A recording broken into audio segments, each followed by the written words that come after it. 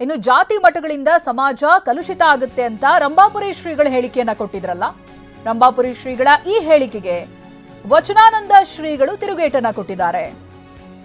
ಕಲುಷಿತ ಮನಸ್ಥಿತಿ ಇದ್ದವರಿಂದ ಈ ರೀತಿ ಮಾತು ಸಾಧ್ಯ? ಜಾತಿ ಮಠಗಳಿಂದ ಸಮಾಜ ಕಲುಷಿತ ಅನ್ನೋದಕ್ಕೆ ನೈತಿಕ ಹಕ್ಕಿಲ್ಲ ಅಂತ ಕಿಡಿಕಾರಿದ್ದಾರೆ. ಯಾವ ಭಕ್ತಿ ಭಂಡಾರಿ ಬಸವಣ್ಣವರು ಬೇರೆ ಬೇರೆ ಸಮಾಜ ಬಾಂಧವರನ್ನು ಈ ಧರ್ಮದ ತೋಳ ತೆಕ್ಕೆಗೆ ಕರೆತರುವಂಥ ಪ್ರಾಮಾಣಿಕ ಪ್ರಯತ್ನ ಮಾಡಿದರು. ಆದರೆ ಬಂದಂಥ ಸಮುದಾಯವನ್ನು ಮತ್ತೆ ದೂರ ಸರಿಸುವಂಥ ಕೆಲಸ ಕೆಲವು ಮಠಾಧೀಶರು ಮಾಡಿದರು ಅನ್ನುವಂಥದ್ದು ದಾವಣಗೆರೆ ನಗರದ ಜನತೆಗೆ ಗೊತ್ತಿರುವಂಥದ್ದು.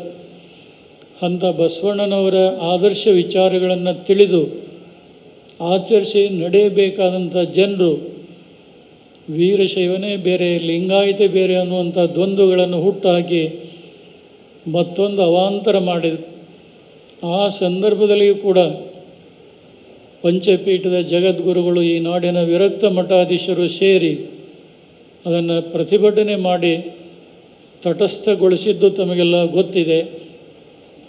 ಆ ಕಾರ್ಯದಲ್ಲಿ ಯಾರ್ಯಾರು ಮಗ್ನ ಆಗಿದ್ದರೂ ಅವರೆಲ್ಲರೂ ಕೂಡ ಚುನಾವಣೆಯಲ್ಲಿ ಬಹಳಷ್ಟು ಜನ ಸೋತು ಸುಣ್ಣವಾದ. ಈ ರೀತಿ ಕಲುಷಿತ ಮನಸ್ಥಿತಿ ಇದ್ದವರಿಂದ ಮಾತ್ರ ಈ ರೀತಿ ಶಬ್ದಗಳು ಬರಲಿಕ್ಕೆ ಸಾಧ್ಯ. ಹಾಗಾದರೆ ಅವ್ರ ಮಠ ಜಾತಿ ಮಠ ಅಲ್ವಾ?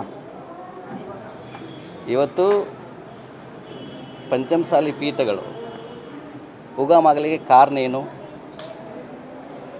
ಆತ್ಮಾವಲೋಕನ ಮಾಡಬೇಕು. ಈ ರೀತಿ ಒಂದು ಪೀಠದ ಜಗದ್ಗುರು ಆದವರು